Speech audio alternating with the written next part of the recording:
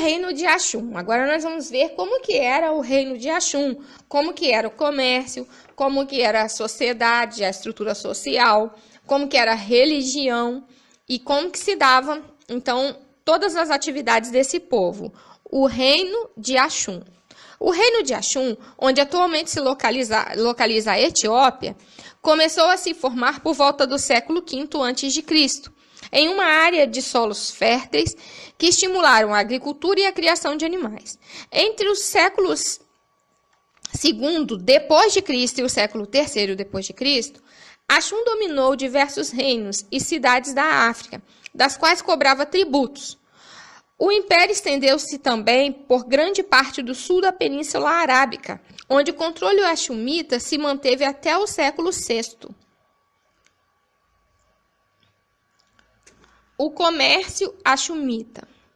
Do século III ao século VI, no período de maior prosperidade, Axum controlava uma das 3 encruzilhadas comerciais mais importantes do mundo antigo e impunha-se como intermediário obrigatório nas tropas entre os países do Mediterrâneo e também os da Ásia Oriental. A facilidade de acessar o Mar Vermelho e ao rio Nilo colocou os axumitas em contato com egípcios, gregos, romanos, árabes, persas, sírios, indianos, judeus, com os quais mantiveram comércio. As trocas comerciais possibilitaram também um intercâmbio cultural. A língua e a escrita de Axum assemelhavam-se às do sul da Península Arábica. Seus costumes e tradições assemelhavam-se aos dos gregos e romanos. As cidades mais importantes abrigavam grupos de comerciantes estrangeiros como romanos e bizantinos, árabes e indianos. Os axumitas compravam e vendiam marfim, algodão, linho, seda, vidro, machados, adagas, vinho, azeite, pedras preciosas e objetos de luxo.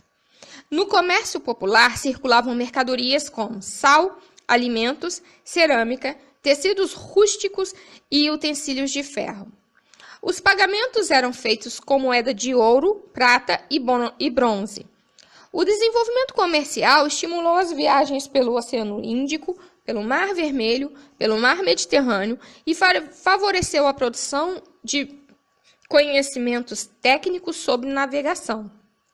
As embarcações eram feitas de pranchas de madeira presas com cordas e resistiam a longas viagens. E a sociedade axumita?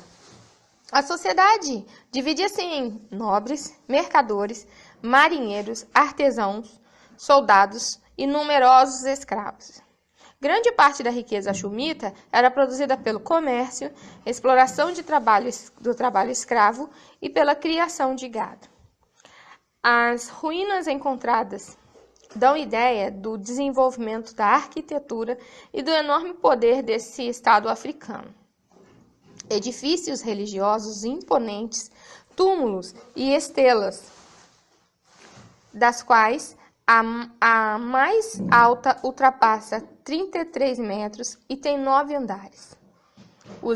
Os templos, finamente talhados e esculpidos, eram erguidos com trabalho coletivo.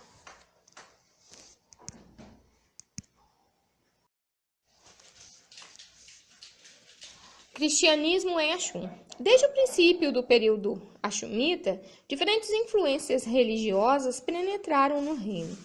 No século IV, teve início em Axum a divulgação da religião cristã, por influência de um conselheiro real que era cristão e viera da cidade de Roma, capital do Império Romano, onde o cristianismo já havia sido difundido. O rei Ezana, que governou entre os anos de 320 e 350, converteu-se ao cristianismo e o transformou na religião oficial de Axum. A nova religião foi aceita aos poucos e conviveu por muito tempo com crenças locais. O cristianismo de Axum se diferenciava das tradições religiosas de Roma e de Bizâncio. A igreja axumita adotou rituais praticados pelos cristãos da cidade egípcia de Alexandria, adaptando-os aos costumes locais, com introdução de danças e tambores nas celebrações. misturando-os ainda a alguns costumes da religião judaica. Ainda no século VI, o Império de Ashum foi enfraquecendo devido a conflitos e disputas comerciais com outros impérios da época, sobretudo o bizantino e o persa. No século VIII e IX, sua influência política e seu poder militar diminuíram, ainda mais como consequência da expansão islâmica na África.